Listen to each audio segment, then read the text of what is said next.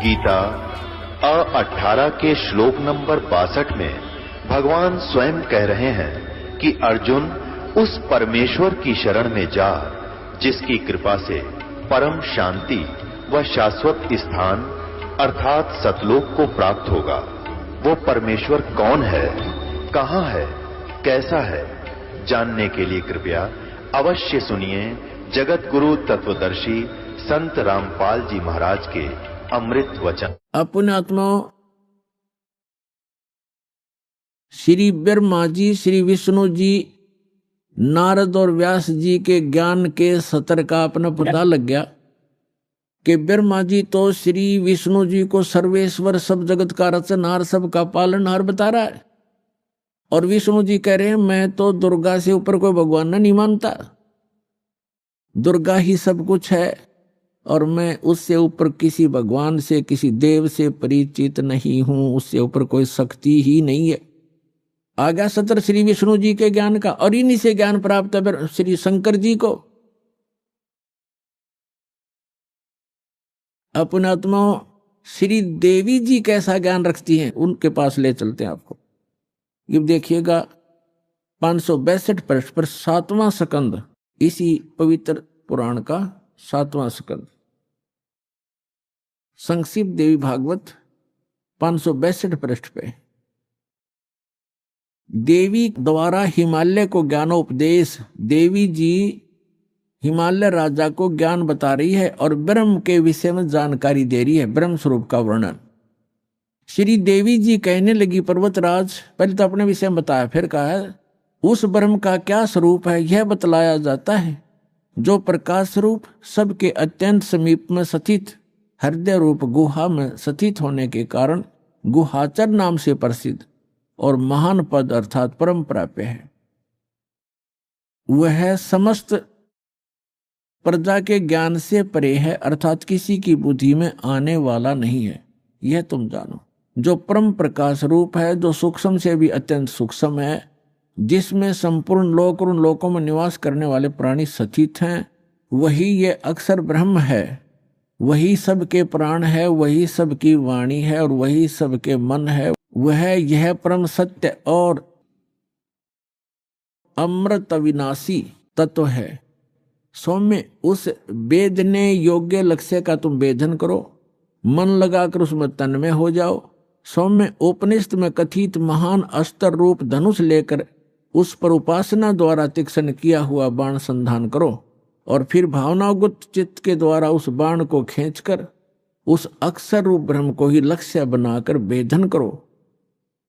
प्रणव यानी ओम तो धनुष है, जीवात्मा बाण है और ब्रह्म को उसका लक्ष्य कहा जाता है।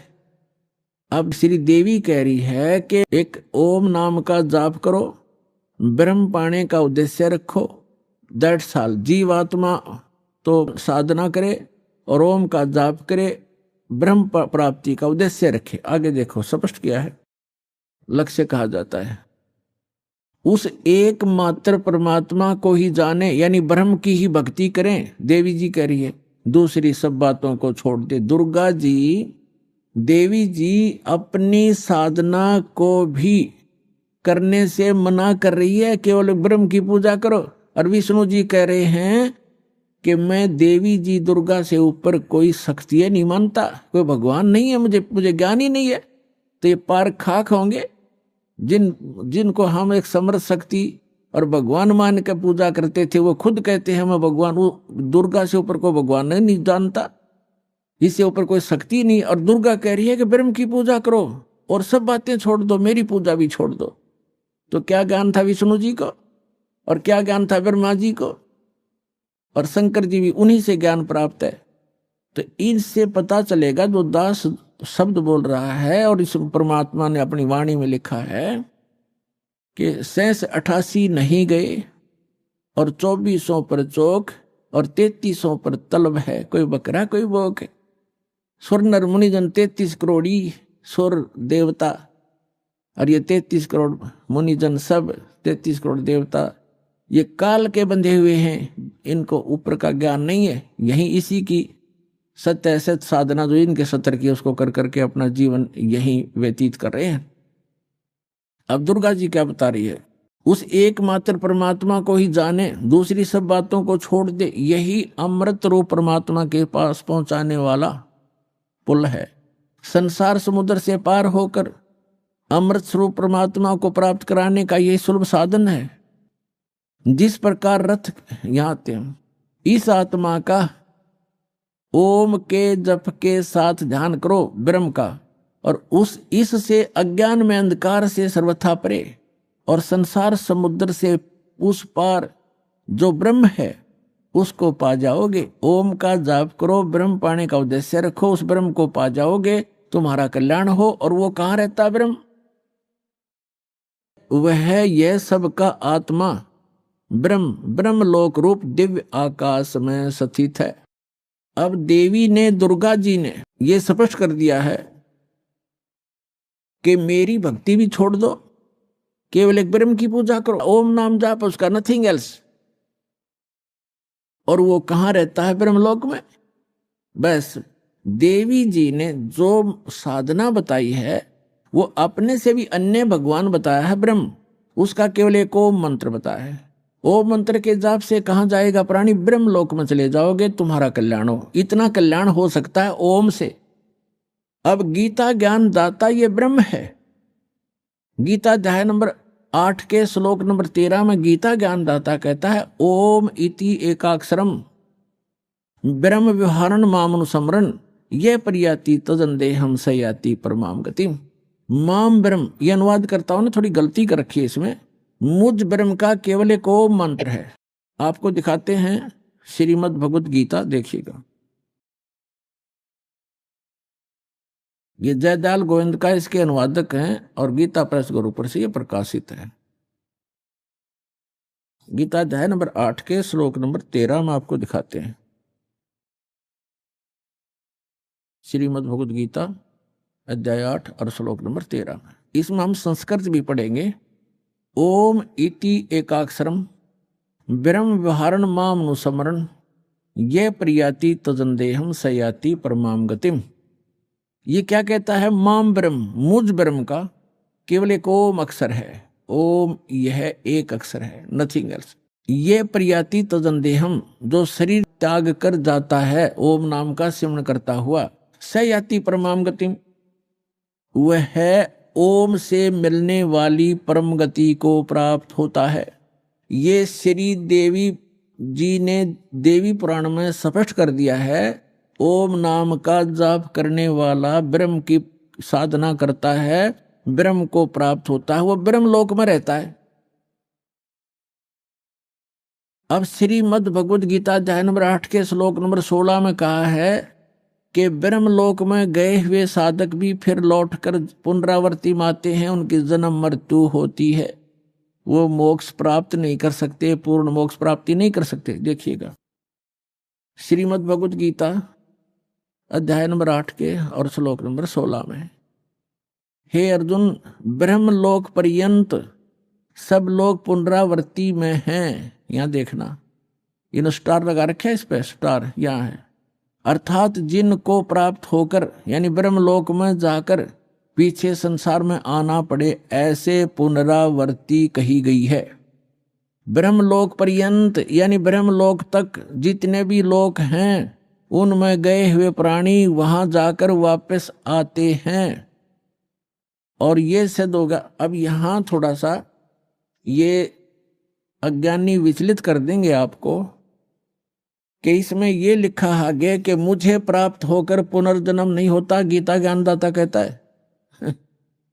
यहां ये अनुवाद गलत किया इन्होंने, देखिएगा, क्योंकि ये कंसेप्ट क्लियर करना पड़ेगा। अब 8 का गीता अध्याय नंबर 8 का श्लोक 16 पढ़ रहे हैं हम। हे अर्जुन, ब्रह्मलोक पर्यंत सब लोग पुनरावर्ती में हैं। पुनरावर्ती माने वहां जिनको प्राप्त होकर पीछे संसार में आना पड़े, ऐसे लोग हैं ये। परंतु यहां लिखा, परंतु हे कुंती पुत्र, मुझको प्राप्त होकर पुनर्जन्म नहीं होता। अब यहां अनुवाद गलत किया है, विद्यते का अर्थ लिख दिया होता। विद्य माने एक, देखो विद्यता एक विद धातु से बना है, तो विद माने जानना होता है। न विद्यते माने जो ये नहीं जानते, कि ब्रह्मलोक में गए हुए प्राणी भी पुनरावृत्ति में होते हैं, वो मुझे प्राप्त होकर भी पुनर्जन्म को प्राप्त करते रहते हैं। अर्जुन, इसका अर्थ ये बनता, इन्होंने गलत कर रखा है, इसका अर्थ ये बनता है जो ये नहीं जानते कि ब्रह्मलोक में गए हुए प्राणी भी पुनरावृत्ति में है, वहां गए हुए भी उनका पुनर्जन्म होता ही है, तो वो मुझे प्राप्त होकर भी, मेरी साधना करके भी वो पुनरावृत्ति में ही हैं, उनका पुनर्जन्म है। अर्जुन, जो ये नहीं जानते, ये देखो फिर अब समझ में आएगा आपको। ये लिखा है आ ब्रह्म भुवनाथ लोका पुनरावृत्ति ने अर्जुन। यह कहता है कि माम उपेते तु कौनते पुनर्जन्म, मुझे प्राप्त होकर पुनर्जन्म है। न विदते माने जो ये नहीं जानते कि आ ब्रह्म भुवनाथ लोका पुनरावृत्ति ने अर्जुन माम उपेते तु कुंते पुनर्जन्म, मुझे प्राप्त होकर तो अर्जुन पुनर्जन्म ही होता है। जो ये नहीं जानते उन साधकों का भी पुनर्जन्म होता है जो ये नहीं जानते कि ब्रह्मलोक में गए हुए प्राणी पुनर्जन्म में आते हैं, मुझे प्राप्त होकर भी वो पुनर्जन्म ही प्राप्त करते। इसका ये अर्थ है सीधा सा। यदि ये इनका अर्थ माने कि मुझे प्राप्त होकर पुनर्जन्म नहीं होता, ये खुद कहता गीता ज्ञानदाता अध्याय नंबर 4 के श्लोक नंबर 5 और 9 में देखिएगा। श्रीमद् भगवद गीता अध्याय नंबर आपको ये 4 है, इसका मंत्र नंबर 5 यहां से प्रारंभ होता है और इसका यहां अनुवाद है। हे प्रणतम अर्जुन, मेरे और तेरे बहुत से जन्म हो चुके हैं। गीता ज्ञानदाता कहता है कि हे प्रणतम अर्जुन, मेरे और तेरे बहुत जन्म हो चुके हैं, उन सबको तू नहीं जानता, मैं जानता हूं। और यहां देखो 9 में, अध्याय 4 के मंत्र 9 में कहा है कि अर्जुन, मेरे जन्म और कर्म दिव्य हैं, अलौकिक हैं। यानी जन्म और मृत्यु तो होता ही है गीता ज्ञानदाता का। अध्याय नंबर 2 के श्लोक नंबर 12 में देखिएगा। गीता अध्याय नंबर 2 का अध्याय नंबर 2 श्रीमद् भगवद गीता और श्लोक नंबर ये 12, इसमें कहा कि न तो ऐसा है कि मैं किसी काल में नहीं था, अथवा तू नहीं था, अथवा ये राजा लोग नहीं थे, और न ही ऐसा है कि हम इससे आगे हम सभी नहीं रहेंगे। इसे सिद्ध है कि गीता ज्ञानदाता कहता है कि तेरे और मेरे पहले भी जन्म हुए हैं और आगे भी होते रहेंगे। अब गीता अध्याय नंबर 2 के श्लोक नंबर 17 में गीता ज्ञानदाता कहता है कि अविनाशी तो वो है जिसने सारे ब्रह्मांडों की रचना की, उसको मारने में कोई सक्षम नहीं है। देखिएगा अध्याय नंबर 2 और श्लोक नंबर 17, इसमें कहा कि नाश रहित तो उसको जान जिससे यह संपूर्ण जगत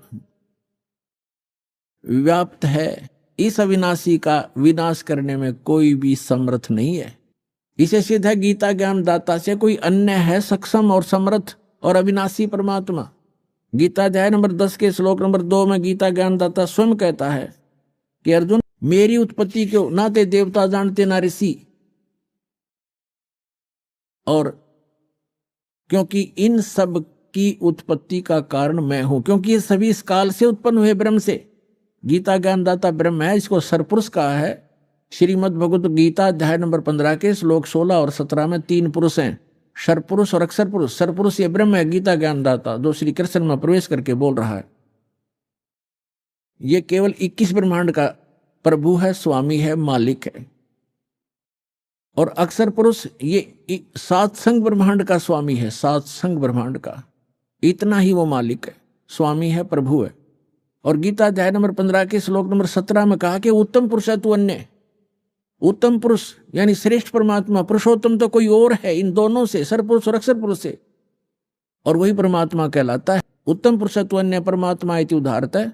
यह लोक तरम आविश्य विभर्ति अवैश्वर है, जो तीनों लोकों प्रवेश करके सबका धारण पोषण करता, वो है विनाशी भगवान। तो यहां गीता ज्ञानदाता अध्याय नंबर 10 के श्लोक नंबर 2 में कहता है कि मेरी उत्पत्ति को, यानी उत्पत्ति तो हुई है इसकी। देखो श्रीमद् भगवद गीता 10वां अध्याय है श्रीमद् भगवद गीता का, और ये श्लोक नंबर 2, इसमें कहा कि मेरी उत्पत्ति को न तो देवता लोग जानते हैं न मैं ऋषि जानते हैं, क्योंकि मैं सब प्रकार से देवताओं का और मैं ऋषियों का आदि कारण हूं, यानी इनकी उत्पत्ति मेरे से हुई है।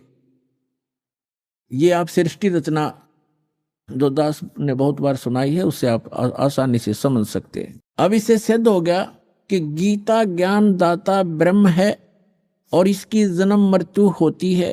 यदि श्रीमद् भगवद गीता अध्याय नंबर 8 के श्लोक नंबर 16 जो इन्होंने अनुवाद किया, अनुवादकर्ताओं ने ये अर्थ लगाएं कि मुझे प्राप्त होकर पुनर्जन्म नहीं होता अर्जुन, और फिर ये भी कह रहा है कि ब्रह्मलोक में गए हुए सब पुनरावृत्ति में, वहां गए हुए सब का जन्म मृत्यु होता है, तो वो अर्थ गलत है। वास्तविकता ये है कि गीता ज्ञानदाता कहता है मैं ब्रह्म हूं, मेरा ओम नाम है, और ओम नाम के जाप से जो मोक्ष होता है वही परम गति मेरे सतर की है।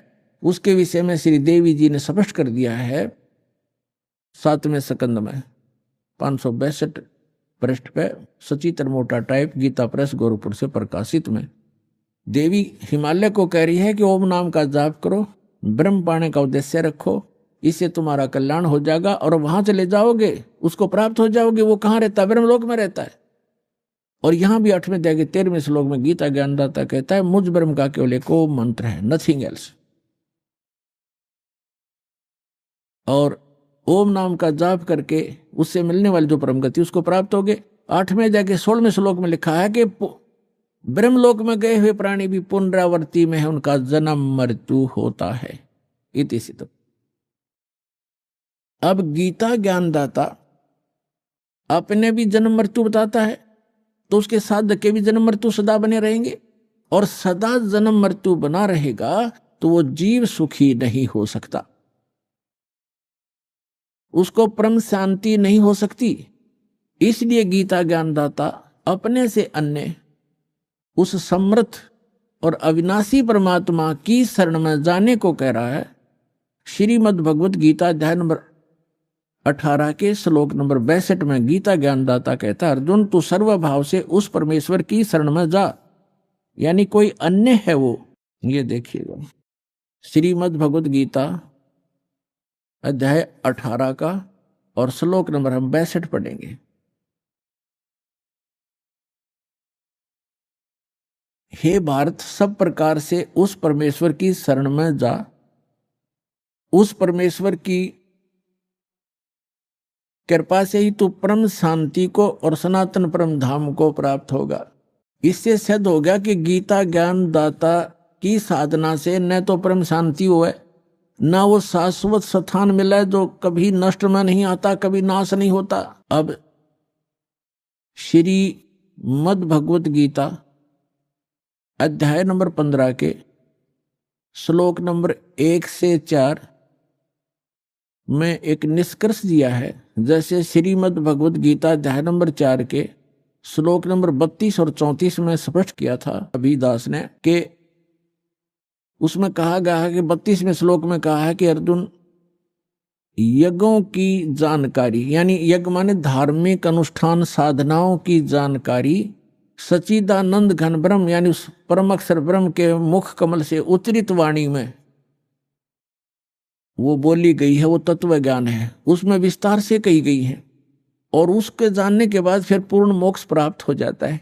चौथे अध्याय के 34वें श्लोक में कहा कि वो तत्व ज्ञान जो सच्चिदानंद घन ब्रह्म यानी सत्य पुरुष अकाल मूर्त स्वयं अपने मुख कमल से आकर बोलता है, वो तत्व ज्ञान है। और उस तत्व ज्ञान को तू तत्वदर्शी संतों के पास जाकर समझ, उनको दंडोत प्रणाम करने से, कपट छोड़कर प्रसन्न करने से, सरलतापूर्वक प्रसन्न करने से वो तत्वदर्शी संत तुझे उस तत्व ज्ञान का उपदेश करेंगे। इससे सिद्ध हो गया कि गीता ज्ञानदाता अपने से अन्य परमात्मा के बारे में जानकारी दे रहा है, और उस ज्ञान से वो गीता ज्ञानदाता भी परिचित नहीं है। तो उस तत्व ज्ञान का जो तत्वदर्शी संत से पूछने को कहा है, उसकी पहचान बताइए 15वें अध्याय के प्रथम मंत्र में, कि जो संत इस उल्टे लटके हुए संसार रूपी वृक्ष के यानी ऊर्ध्व मूलम अधः शाखम अश्वत्थम प्राहु अव्यम, ऊपर को जड़ वाला नीचे को शाखा वाला, ऊर्ध्व मूलम अधः शाखम अश्वत्थम प्राहु अव्यम छंदासी यस्य प्रणानी ये तम वेद स वेदवित। इसमें क्या बताया है कि ये उल्टा लटका हुआ संसार रूपी वृक्ष है अर्जुन। ऊर्ध्व मूलम अधः शाखम, ऊपर को जड़ और नीचे को शाखा, यानी ऊपर सतलोक में जो परमात्मा रहता है वो मूल है सभी संसार रूपी वृक्ष का। और जैसे पूरे वृक्ष को, पूरे पौधे को, पूरे पेड़ को आहार कहाँ से मिलता है? मूल से प्राप्त है, जड़ से। तो वो सबका पालनहार, सबका धारण पोषण करने वाला वो मूल परमात्मा, वो मूल मालिक तो ऊपर है। ऊर्ध्व मूलम, इस संसार रूपी वृक्ष की ऊपर को जो जड़ है वो तो पूर्ण परमात्मा है, नीचे को शाखा है, ये संसार रूपी वृक्ष है। और इसके जो सभी विभागों को जानता है, ये देखिएगा, स वेदवित, वह तत्वदर्शी संत है। ये देखिए, ये है पंचदशो अध्याय 15वां अध्याय, मंत्र नंबर 1। ऊर्ध्व मूलम अधः शाखम अश्वत्थम प्राहु अव्यम छंदासी यस्य प्रणानी ये तम वेद स वेदवित। ये देखिएगा, ये संसार रूपी वृक्ष का एक चित्र जानो, ऊपर को जड़ और नीचे को शाखा वाला है। ये संसार रूपी वृक्ष है। और जो संत जड़ से लेकर, मूल से लेकर तना, मोटी डार, शाखा और पत्तों तक बता देगा, स वेदवित, वो तत्वदर्शी संत है। अभिदास ने सत्संग के प्रारंभ में कहा था, तुम साहेब तुम संत हो, तुम सतगुरु तुम हंस, गरीबदास तेरे रूप बिना और न दूजा अंश। रामानंद जी ने कहा था कि हे परमात्मा, तुम साहेब तुम भगवान हो, तुम साहेब तुम संत, और तुम सतगुरु तुम हंस हो। सतगुरु माने तत्व ज्ञान, यथार्थ ज्ञान बताने वाले भी आप ही हो। तो उस परमात्मा ने, सच्चिदानंद घन ब्रह्म ने अपनी अमृतवाणी में इन सभी सदग्रंथों का ज्ञान पहले ही बोल रखा है। सतगुरु के लक्षण कहूँ मधुरे बैन विनोद, 4 वेद 60 शास्त्र वो कहे 18 बोध। सतगुरु के लक्षण, सतगुरु की एक पहचान ये भी है कि सभी सदग्रंथों का ज्ञाता होता है वो। तो वो परमात्मा स्वयं ही थे। 600 वर्ष पहले कहा था, अक्षर पुरुष एक पेड़ है, सर पुरुष वाकी डारे, तीनों देवा शाखा हैं ये पात रूप संसारे। खुद भगवान ने अपने द्वारा रची सृष्टि को आप ही बताया था कि अक्षर पुरुष एक पेड़ है। अभिदास ने बताया था गीता अध्याय नंबर 15 के श्लोक 16 और 17 में 3 पुरुष हैं, सर पुरुष, अक्षर पुरुष और परम अक्षर पुरुष। तो यहाँ परमात्मा ने अक्षर पुरुष से शुरू किया, क्योंकि जो मूल मालिक है वो परम अक्षर ब्रह्म है। वो तो जड़ है संसार रूपी वृक्ष की, वो गुप्त होता है। जड़ें हिडन होती हैं, पृथ्वी में छुपी रहती हैं, और सब काम वहीं से हो रहा है। तो ऐसे वो परमात्मा तो प्रोक्ष है, गुप्त है। उसने, परमात्मा ने अपने को छोड़कर इस सेंटेंस, इस वाणी में अक्षर पुरुष, ज्योति निरंजन सर पुरुष और तीनों देवता, रजगुण ब्रह्मा, सतगुण विष्णु, तमगुण शिव जी और पत्तों की जानकारी इस वाणी में दिया। क्या कहा है कबीर? अक्षर पुरुष एक पेड़ है। ये देखो, अक्षर पुरुष एक पेड़ है, सरपुरुष कहो इसको, निरंजन कहो, सरपुरुष वा की डार, और तीनों देवा शाखा है पात्र रूप संसार। तो वो परमात्मा सतगुरु थे, और खुद वो सत्ता ज्ञान देने के लिए आते ही आते हैं, ये वेद बताते हैं। अब उन्होंने क्या बताया है देखिएगा, परमात्मा ने यहां से स्टार्ट किया है, अपने को छुपा कर कहा है अक्षर पुरुष एक पेड़ है, जो जमीन से बाहर दिखाई देता है सारा वृक्ष कहलाता है। अक्षर पुरुष एक पेड़ है, ये तना, ये सर अक्षर पुरुष समझो, और सर पुरुष वा की डार, ये मोटी डार, और तीनों देवा शाखा हैं पाते रूप संसारे। अब यहां परमात्मा ने स्पष्ट कर दिया, अपने को छुपा दिया कि मूल मालिक तो है ही, वो दास भेज दिया ये बताने के लिए कि वो जड़ कौन है, वो परम अक्षर ब्रह्म है। ये देखिएगा इस चित्र के अंदर ये लिखा है स्पष्ट, ये मूल है, पूर्ण ब्रह्म कहो, परमेश्वर कहो, और परम अक्षर ब्रह्म, ये परम अक्षर ब्रह्म है। ये जड़ जो है ये परम अक्षर ब्रह्म को समझो, ये मूल है उस संसार रूपी वृक्ष की। और वो है कौन, ये देखिएगा इधर, पूर्ण ब्रह्म कबीर साहेब, ये कबीर परमेश्वर परम अक्षर ब्रह्म है। ये है संसार रूपी वृक्ष की जड़। और ये अक्षर पुरुष एक पेड़ है, सरपुरुष वा की डार, और तीनों देवा शाखा है ये पात्र। अब हम आते हैं श्रीमद् भगवद गीता के अध्याय नंबर 15 के श्लोक नंबर 1 पर। ऊर्ध्व मूलम अधः शाखम। गीता ज्ञान दाता ने केवल इतना बताया, ऊपर को जड़, नीचे न शाखा वाला ये संसार रूपी उल्टा लटका हुआ संसार रूपी वृक्ष समझो, पीपल का वृक्ष रूप। और छंदासी यस्य प्रणानी, यस्य माने इसके, छंद माने विभागों को, सब भागों को, पार्ट्स को, यह तम वेद, इसके पत्ते आदि जो छंद हैं, इसके विभाग हैं, उनको जो जानता है, उस अज्ञान अंधकार में छपे हुए इस संसार रूपी वृक्ष के सभी विभागों को जो जानता है, स वेदवित, वह वेद के तात्पर्य को जानने वाला है, वो तत्वदर्शी संत है। देखना पंचदशो अध्याय 15वां अध्याय श्रीमद् भगवद गीता का। आदि पुरुष परमेश्वर मूल वाले। अब यहां इन्होंने गड़बड़ कर दिया, यहां तो ठीक लिख दिया, यहां लिख दिया अधः शाखम, ब्रह्मा रूप मुख्य शाखा वाले, ये गलत कर दिया। अधः माने नीचे शाखा वाले लिखना था। अब देखो ये 2 नंबर मंत्र है गीता का 15वें अध्याय का, इसमें अधः 2 बार लिखा है अधः, और इसका अनुवाद इन्होंने किया। यहां पर देखो अधः माने नीचे और अधः माने नीचे, तो यहां शर्मा गए ये, इनका ज्ञान तो था। और ऊर्ध्व माने ऊपर, ऊर्ध्व माने ऊपर, सर्वतर नहीं, ऊपर, ऊर्ध्व माने ऊपर, ऊर्ध्वम ऊपर, ऊपर जड़, और नीचे अधः माने नीचे। तो यहां प्रथम मंत्र में 15वें अध्याय का अब यहां लिखना था ऊर्ध्व मूलम, ऊपर को मूल वाला, वो आदि पुरुष परमेश्वर हो तो ठीक है, परम अक्षर ब्रह्म है, ऊपर मूल तो उसकी संसार रूपी वृक्ष की। और अधः शाखम, ये नीचे को शाखा वाला, जैसा भी आपको दिखा था, ये है ये ऊर्ध्व मूलम अधः शाखम। अब गीता ज्ञान दाता ने केवल इतना ज्ञान दिया है कि ऊपर न जड़ और नीचे को शाखा वाला, दैट्स ऑल। उल्टा लटका हुआ ये संसार रूपी वृक्ष जानो। और जो इसके सभी भाग बताएगा सवेदवित, वो तत्वदर्शी संत है। ये देखना अध्याय नंबर 15 का, पंचदशो अध्याय 15वां अध्याय का, और मंत्र नंबर 1। ऊर्ध्व मूलम अधः शाखम अश्वत्थम प्राहु अव्यम छंदासी यस्य प्रणानी ये तम वेद स वेदवित। इसके पत्तों, प्रणानी माने पत्ते, आदि पुरुष परमेश्वर मूल वाले, यह लिखना था नीचे शाखा वाले, ऊपर को जड़ वाला, नीचे शाखा वाला। संसार रूपी पीपल के वृक्ष को अविनाशी कहते हैं। और वेद, छंद माने वेद नहीं होता, छंद माने विभाग भी होता है, जिसके पत्ते कहे गए हैं, इसका अर्थ है। और उस संसार रूप वृक्ष को जो मूल सहित जड़ से लेकर पत्तों तक तत्व से जानता है, स वेदवित, वह वेद के तात्पर्य को जानने वाला है, अर्थात वो तत्वदर्शी संत है। यह पहचान बताती है।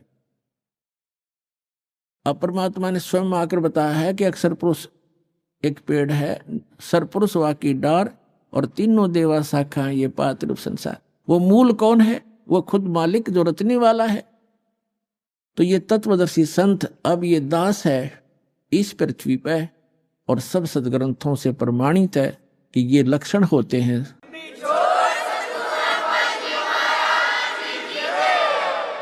अब इसमें क्या बताया है 15वें अध्याय के 3-4 में स्पष्ट कर दिया है कि जिस समय वो तत्वदर्शी संत मिल जाए और वो तत्व ज्ञान बतावेगा, उस तत्व ज्ञान रूपी शस्त्र के द्वारा इस अज्ञान रूप उलझी हुई गुत्थी को काटकर, अर्थात अच्छी तरह समझकर, उसके पश्चात परमेश्वर के उस परम पद की खोज करनी चाहिए, जहां जाने के बाद साधक फिर लौटकर कभी संसार में नहीं आते। गीता ज्ञानदाता कहता है मेरे भी जन्म मृत्यु और तेरे भी अर्जुन। तो जब तक जन्म मृत्यु है तब परम मोक्ष नहीं हो सकता, वो परम शांति प्राप्त नहीं हो सकती, शाश्वत स्थान नहीं मिला उनको। अब देखिएगा यहां गीता ज्ञानदाता कहता है 15वें अध्याय के और 3 मंत्र से इसमें कहा है कि इस संसार वर्ष का स्वरूप जैसा कहा है वैसा यहाँ विचार काल में, यानी तेरे मेरे गीता जी के विवेचन में मैं नहीं जानता, नहीं पाया जाता, क्योंकि न इसका आदि और न अंत है। क्योंकि गीता ज्ञानदाता को इसका पता नहीं, क्योंकि यह सृष्टि रचने वाला नहीं है, तथा न ही इसकी अच्छी प्रकार से तिथि है। इसलिए इस सुविरूढ़ मूलम, अति दृढ़ मूल वाले, ये गलत है, अति दृढ़ मूल वाले यानी ऊपर का जो लोक है जहां परमात्मा रहता है, वो जहां से सबका धारण पोषण करता है, जो मूल है सबका, वो लोक दृढ़ है, वो अविनाशी स्थान है। सतलोक, अलखलोक, अगम लोक और अकय लोक, जिसको अनामी लोक भी कहती, वो तो सुदृढ़ मूल है।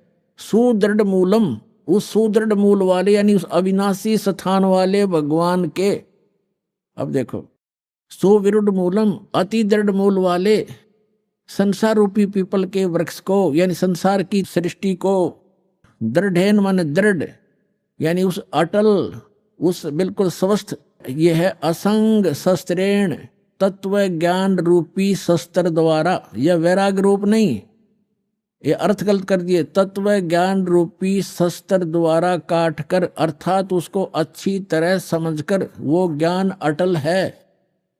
उसके पश्चात 15वें अध्याय का ये 4था श्लोक श्रीमद् भगवद गीता का, उसके पश्चात उस परम पद रूप परमेश्वर को भली भांति खोजना चाहिए, जिसमें गए हुए पुरुष फिर लौटकर संसार में नहीं आते, और जिस परमेश्वर से पुरातन संसार वृक्ष की प्रवृत्ति विस्तार को प्राप्त हुई है, अर्थात जिसने सब संसार रूपी वृक्ष की रचना की है, सब ब्रह्मांडों की रचना की है, उसी आदि पुरुष नारायण की मैं शरण हूं। ऐसा इस प्रकार दृढ़ निश्चय करके उस परमेश्वर का मनन और निधिध्यासन करना चाहिए। इससे सिद्ध हो गया कि गीता ज्ञान दाता भी अपने से अन्य किसी परम शक्ति ओवरऑल कंट्रोलर सबके उत्पादक सर्वोत्पादक परमात्मा की भक्ति करने को ही कह रहा है, अपनी भी नहीं कह रहा। पुण्यात्माओं, एक पंक्ति को आपके हृदय में जचाने के लिए कि 88 नहीं गए और 2400 पर चोखे, 3300 पर तलब है, कोई बकरा कोई भूखे। एक पंक्ति को समझाने के लिए आज 2 घंटे का सत्संग चल रहा है।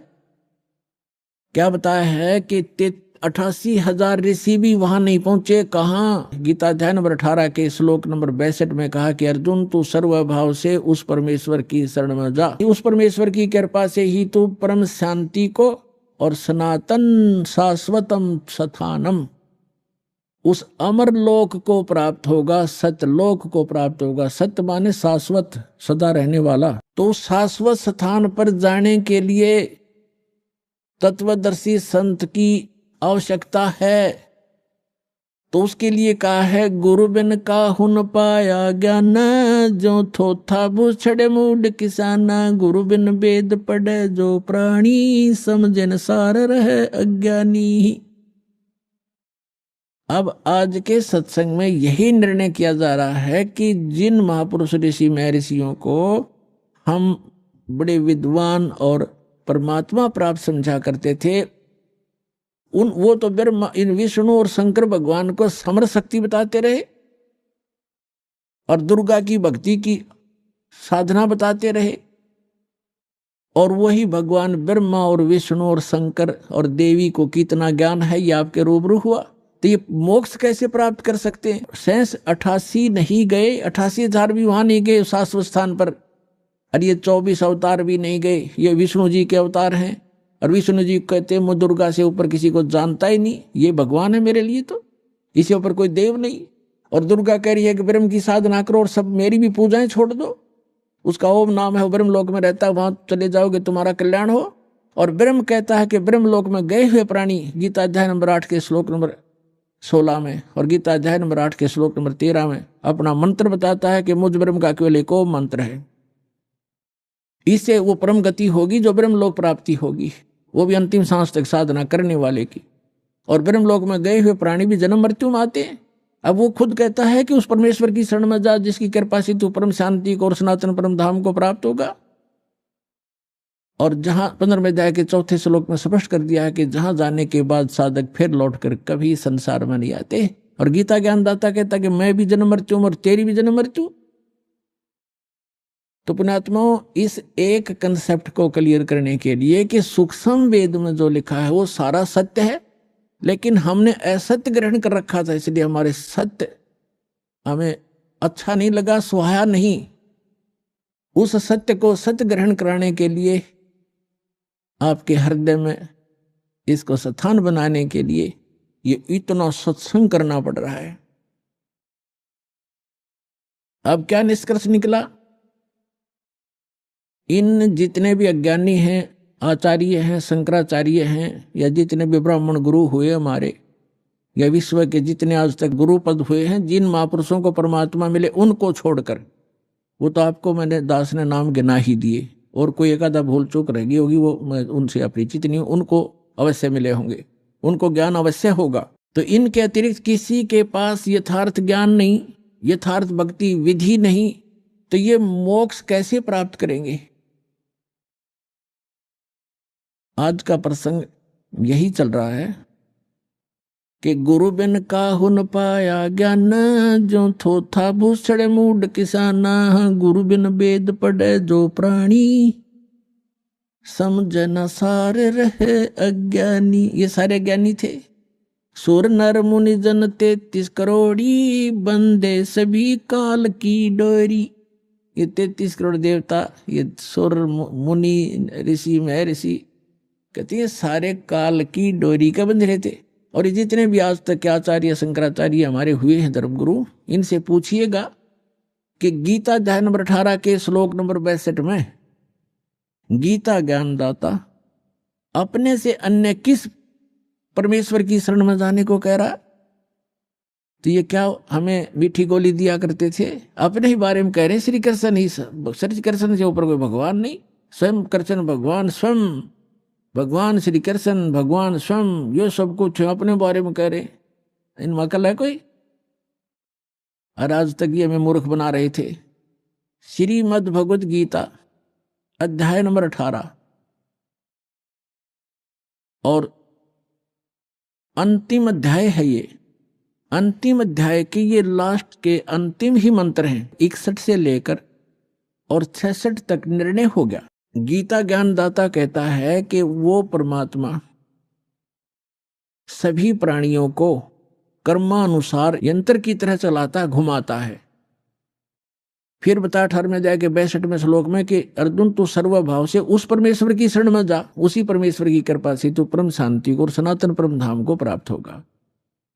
अब पीछे सारा निर्णय दे ही दिया कि मेरा भी जन्म मृत्यु है, तेरा भी जन्म मृत्यु है, मेरी साधना करेगा। 8वें अध्याय के 13वें श्लोक में बता दिया। मेरा एक ओम मंत्र है। 8वें अध्याय के प्रथम मंत्र में अर्जुन ने पूछा कि हे भगवान, आपने 7वें अध्याय के 29वें श्लोक में ये कहा है कि मेरे आश्रित होकर, आश्रित का अर्थ है कि गीता ज्ञानदाता कहता है कि तत्वदर्शी संत की खोज जो कर लेता है मेरे निर्देशानुसार, 4थे अध्याय के 32 और 34 में बताया, इस ज्ञान को आश्रय कर लेता है, वो जरा और मरण, जरा माने वृद्ध अवस्था, मरण माने मृत्यु, वृद्ध अवस्था के दुख और मृत्यु के दुख से जो छूटने का प्रयत्न करते हैं वे उस तत्ब्रह्म को जान चुके हैं और सारे दातम ज्ञान से परिचित हैं और सभी कर्मों से वो परिचित हैं। वही व्यक्ति, वही साधक जरा माने वृद्ध अवस्था के दुख से, बुढ़ापे के दुख से और मृत्यु के दुख से छूटने का प्रयत्न करते। तो अर्जुन ने पूछा गीता ज्ञानदाता से 8वें अध्याय के प्रथम मंत्र में कि किम तत्ब्रह्म, वो तत्ब्रह्म क्या है ऐसा जिसको जानने के बाद फिर यहाँ संसार की कोई वस्तु की डिमांड नहीं करता या किसी वस्तु की चाह नहीं रहती, केवल जरा और मरण से ही छूटने का प्रयत्न करते हैं। किम तत्ब्रह्म 8वें अध्याय के 3रे श्लोक में उत्तर दिया गीता ज्ञानदाता ने कि वो परम अक्षर ब्रह्म है, गीता ज्ञानदाता से अन्य है। गीता अध्याय नंबर 15 के श्लोक नंबर 16 और 17 में 3 पुरुष हैं। एक सरपुरुष ये ब्रह्म है, अक्षर पुरुष ये परब्रह्म है, जो संसार रूपी वृक्ष का तना है वो अक्षर पुरुष, जिसको परब्रह्म भी कहते हैं, ब्रह्म से नेक्स्ट ब्रह्म, पर माने दूसरा, और सरपुरुष ये ब्रह्म है। इनकी कितनी मलकियत है, कितनी प्रभुता है। यह सरपुरुष जिसको सरब्रह्म भी कहते हैं, संतों ने इसको काल ज्योत स्वरूपी निरंजन भी कहा है। ये केवल 21 ब्रह्मांड का प्रभु है, स्वामी है। और अक्षर पुरुष ये 7 संघ ब्रह्मांड का स्वामी है, केवल इतना ही। और परम अक्षर पुरुष गीता अध्याय नंबर 15 के श्लोक नंबर 16 और 17 में 3 पुरुष हैं। सरपुरुष और अक्षर पुरुष ये तो 16वें श्लोक में बता दिए। और ये भी नाशवान, इनके अंतर्गत जितने प्राणी वो भी नाशवान, उनके भी स्थूल शरीर सबका नाश होता है। जीवात्मा तो सबकी अमर है, गधे कुत्ते की भी अमर है। फिर 17वें श्लोक में गया 15वें अध्याय के कि उत्तम पुरुष है तू अन्य परमात्मा इति उदाहरत है, ये लोक तरम अविश्य विवर्ती अवैश्वर है। वो उत्तम पुरुष यानी पुरुषोत्तम, वो पुरुषोत्तम तो कोई और है जो तीनों लोकों में प्रवेश करके और सबका धारण पोषण करता है, जो परमात्मा कहलाता है, जो वास्तव में अविनाशी है। गीता ज्ञानदाता कहता है कि वो है पुरुषोत्तम, इन दोनों से अन्य है। अब यहाँ पुण्यात्मा 15वें अध्याय के 18वें श्लोक में ये विचलित कर देंगे अज्ञानी आपको। ये कहेंगे कि खुद कह रहा गीता ज्ञानदाता कि मैं लोक वेद में पुरुषोत्तम प्रसिद्ध हूं। वो यहाँ ये कहना चाहता है कि मेरे अंतर्गत जितने भी प्राणी आते हैं 21 ब्रह्मांड में, उनसे मैं उत्तम हूं, उनसे श्रेष्ठ हूं, उनसे हर तरह से मैं उच्च हूं, शक्ति में भी उच्च हूं। जैसे गीता अध्याय नंबर 7 के श्लोक नंबर 1 से लेकर 10 तक ये स्पष्ट कहता है, बलवानों का बल में हूं, बुद्धिमानों की बुद्धि में हूं। तो ये जो इसके अंतर्गत है उन पर लागू है। ये कहता है इस लोक वेद में, लोक वेद माने दंत कथा, सुने सुनाए ज्ञान के आधार से जो इस लोक में चल रहा है, जो ज्ञान, उसके आधार से मैं पुरुषोत्तम प्रसिद्ध हो रहा हूं, इसलिए क्योंकि मैं मेरे अंतर्गत जितने प्राणी हैं उन तक श्रेष्ठ हूं। लेकिन 15वें अध्याय के 17वें श्लोक में इसने स्पष्ट ही कर दिया कि उत्तम पुरुष है तो अन्य, उत्तम पुरुष माने पुरुषोत्तम, वो तो कोई और है। और उसको तत्वदर्शी संत बताएंगे। और वो तीनों लोकों में प्रवेश करके सबका धारण पोषण करता है। वो अविनाशी भगवान है, अपना तो जन्म मृत्यु बताता है और वास्तव में वो परमात्मा कहलाता है। परमात्मा का अर्थ होता है श्रेष्ठ आत्मा, जो दुख नहीं देवा, केवल सुख सुख देता है। तो ये सुख सागर है परमात्मा। कबीर जी अमर पुरुष, सत्य पुरुष, परम अक्षर पुरुष।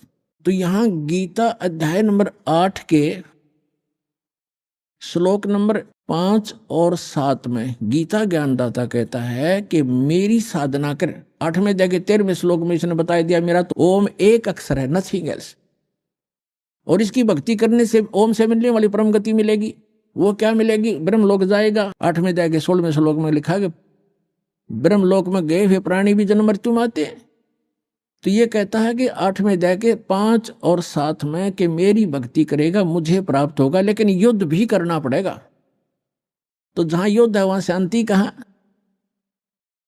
अब फिर ये बताता है 17वें अध्याय के 23वें श्लोक में कहा कि सच्चिदानंद घन ब्रह्म यानी परम अक्षर ब्रह्म के पाने का 3 मंत्र का जाप है। ओम तत्सत। ओम तो सरपुरुष का, तत् और सत ये सांकेतिक, इस दास के अतिरिक्त इस विश्व में किसी के पास ये मंत्र नहीं है।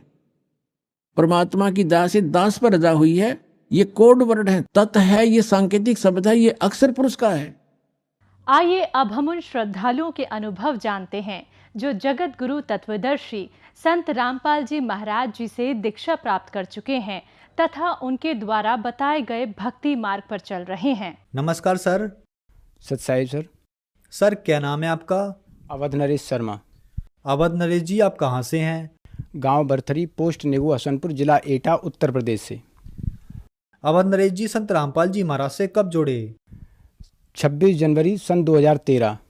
संत रामपाल जी महाराज से जुड़ने से पहले क्या आप कोई भक्ति साधना भी करते थे? जी सर। उससे पहले हम जो परंपरागत पूजाएं हैं ब्राह्मण समाज में होने के नाते वही सब किया करते थे। ब्रह्मा, विष्णु, महेश, दुर्गा, गणेश, हनुमान जी, इन सभी की मैंने अपना एक कमरा पूरा मंदिर नुमा बना रखा था। उसके अंदर सभी की फ़ोटो लगा रखी थी और वहाँ पर मैं वही पूजा किया करता था। बचपन से ही आध्यात्मिकता से जुड़े होने के नाते रामचरितमानस का पाठ भी करता था।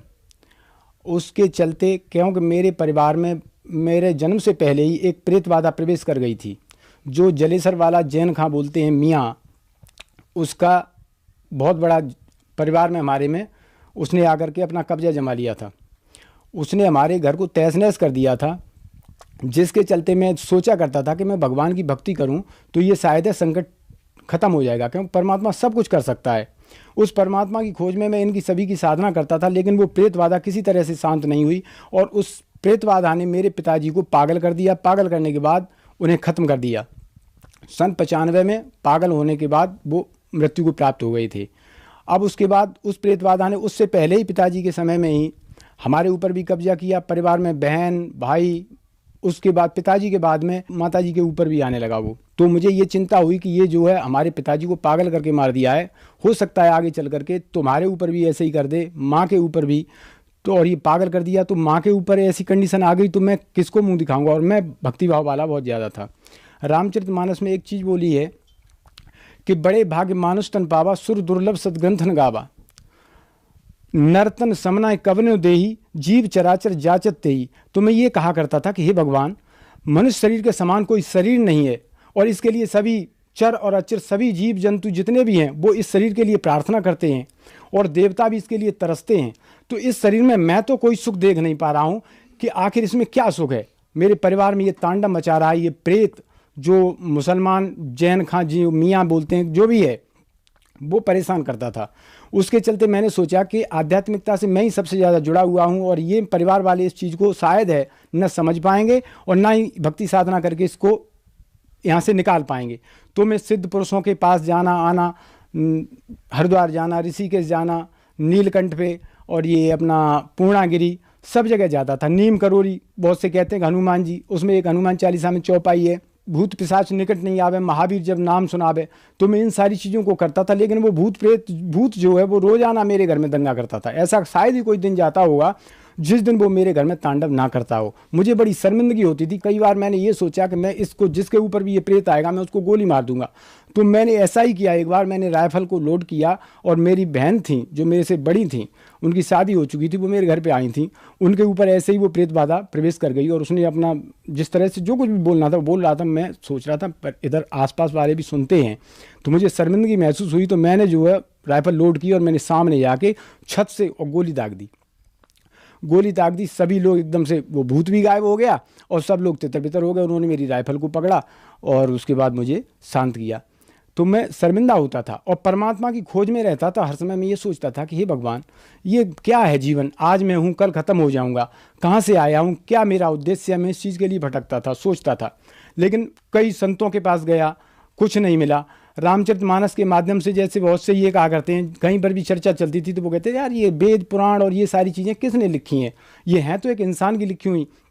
लेकिन रामचरितमानस में कहा है उत्तरकांड में कि ये जो वेद पुराणों के ऊपर चौपाई है उसमें कि जो वेद और पुराणों की निंदा करते हैं और उनको झूठा बताते वो कल्प एक एक कल्प तक नरकों में डाले जाते हैं मनुष्य त्यागने के बाद में। तो मैं इस चीज़ को सोच करके भी थोड़ा सा आध्यात्मिकता से सोचता था कि नहीं भाई, मुझे ये गलती, मुझे तो परमात्मा के विधान को मानना है।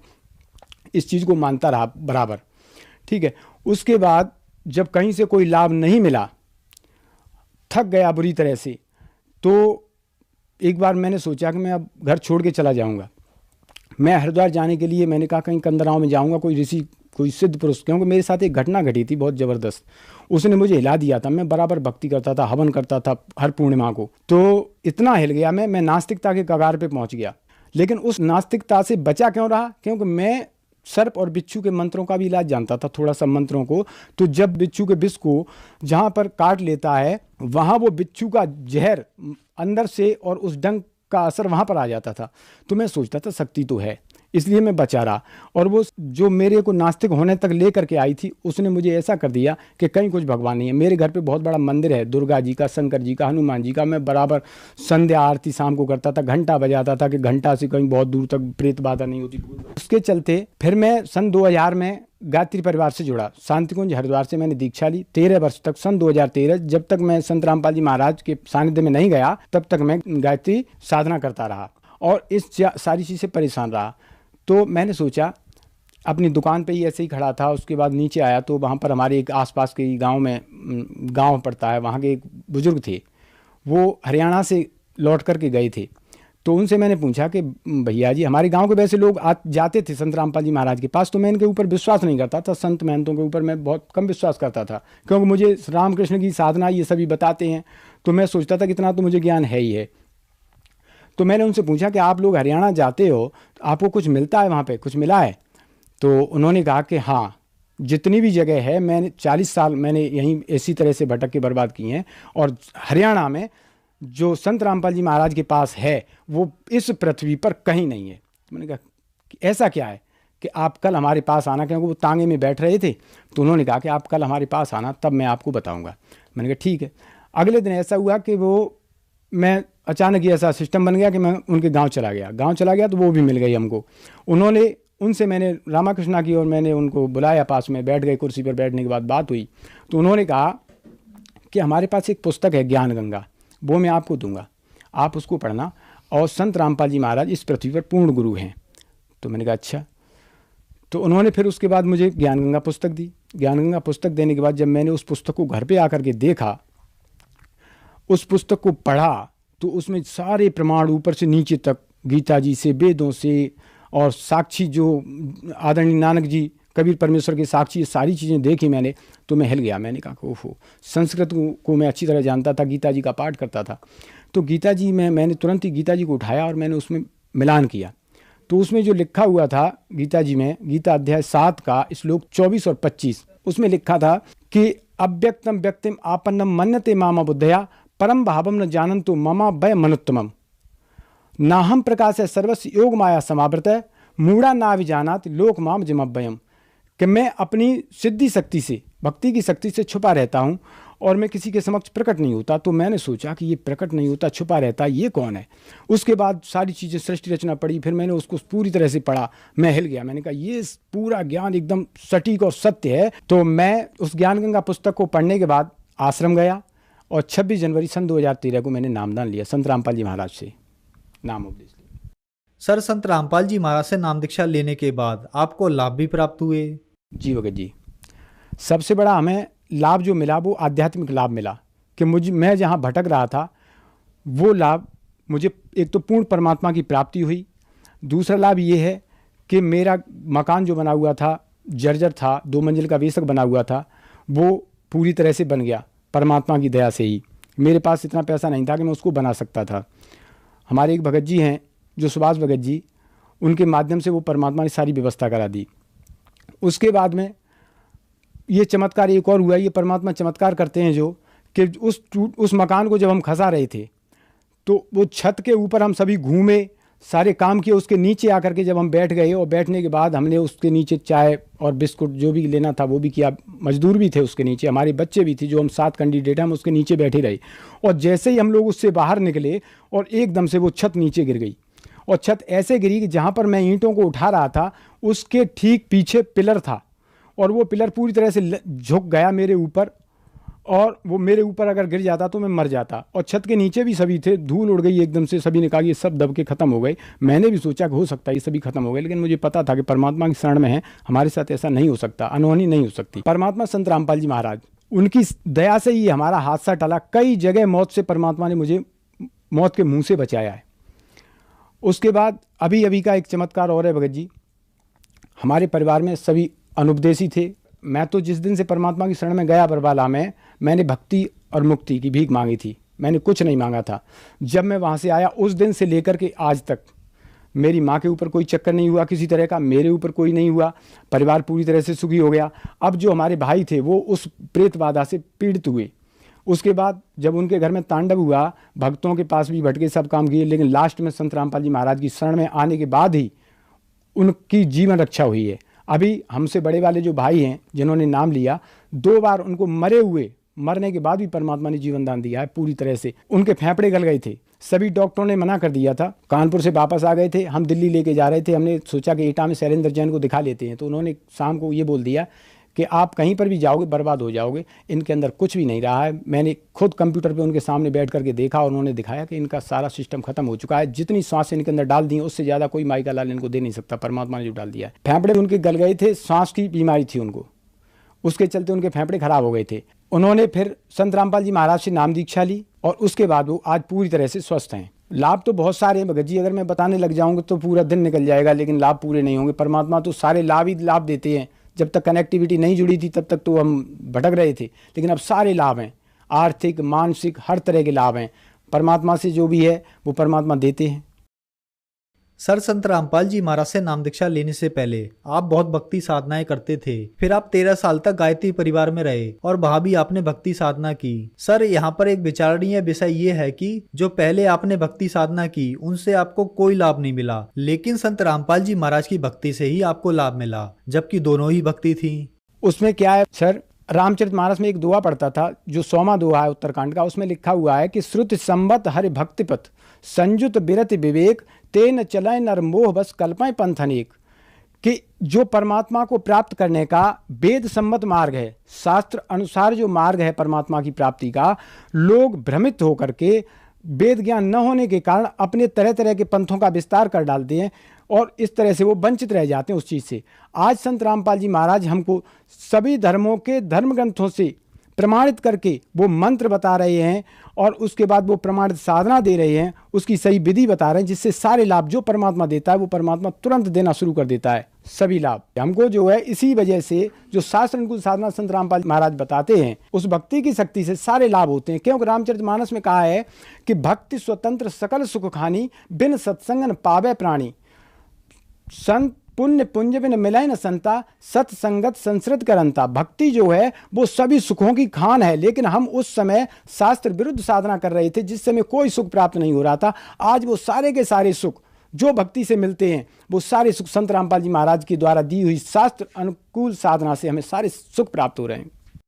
सर, जो दर्शक आज आपको देख रहे हैं, खास करके गायत्री परिवार वालों के लिए आप क्या कहना चाहेंगे? मैं सर उनसे हाथ जोड़ करके विनम्र निवेदन यही करना चाहता हूं, जितने भी जो भी संत महंत मंडलेश्वरों से जहां पर भी जुड़े हुए हैं, गायत्री परिवार वालों से, अपने परिवार वालों से जो आपके चैनल के माध्यम से हमें देख रहे हैं, मैं सभी से ये कहना चाहता हूं, इस ब्रह्मांड में संत रामपाल जी महाराज के अतिरिक्त कोई भी पूर्ण गुरु नहीं है जो आपको सत भक्ति दे करके आपको यहाँ सुख दे सके और पूर्ण मोक्ष करा सके। आप सभी भ्रमित हैं, इस ज्ञान को सुने समझें और अपना कल्याण कराएं, क्योंकि कल्याण के लिए सिर्फ हर युग में पूर्ण संत एक ही होता है, तरह तरह के गुरु नहीं होते। और इन सभी नकली गुरुओं ने ये मानव समाज पूरी तरह से भ्रमित कर दिया है, इस वजह से ये भोले श्रद्धालु धक्के खाते घूम रहे हैं। लेकिन संत रामपाल जी महाराज के पास वो साधना है जिससे सारे विकार दूर हो जाएंगे, सारे सुख मिलेंगे और पूर्ण मोक्ष भी मिलेगा। सर, काफी दर्शक ऐसे हैं जिनको रोग हैं, किसी को नशा छुड़वाना है या किसी को सुख प्राप्त करना है, उनको क्या करना होगा? सर, उन्हें कुछ नहीं करना है, संत रामपाल जी महाराज से वो सद्भक्ति प्राप्त करनी है। नाम लेकर के भक्ति करें। और जब अभी मैंने जो चौपाई बोली थी कि भक्ति स्वतंत्र सकल सुख खानी, सारे सुखों की खान है भक्ति, लेकिन वो हमारी शास्त्र अनुकूल होनी चाहिए। शास्त्र विरुद्ध साधना आप जो भी करेंगे, गीता जी के अध्याय 16 के 23वें श्लोक में कहा है, अर्जुन से काल भगवान ने कहा है कि हे अर्जुन, जो शास्त्र विधि को त्याग कर अपनी इच्छा से मनमाना आचरण करते हैं उनको ना कोई सुख मिलता है, ना सिद्धि प्राप्त होती है, ना उनकी कोई गति होती है, उसके बदले उनकी दुर्गति होती है। सर, संत रामपाल जी महाराज से नाम दीक्षा कैसे प्राप्त की जा सकती है? सर, आज संत रामपाल जी महाराज ने इतनी दया कर रखी है कि बहुत सारे चैनलों पे ज्ञान आ रहा है संत रामपाल जी महाराज का, और सभी चैनलों पे नीचे पीले रंग की पट्टी चल रही है जिसमें फ़ोन नंबर दिए हैं। उन फ़ोन नंबरों को नोट करें और नोट करने के बाद आप उस पर कॉल करें। कॉल करने के बाद जहाँ पर भी जैसे भी हैं आप, वो अपनी स्थिति को बताएंगे कि हम यहाँ से हैं, तो वहाँ पर जगह जगह परमात्मा ने नामदान सेंटर खोल रखे हैं, वहाँ जा करके आप नाम दीक्षा लेकर के अपना कल्याण करा सकते हैं। सर, बहुत बहुत धन्यवाद आपका। सत साहेब।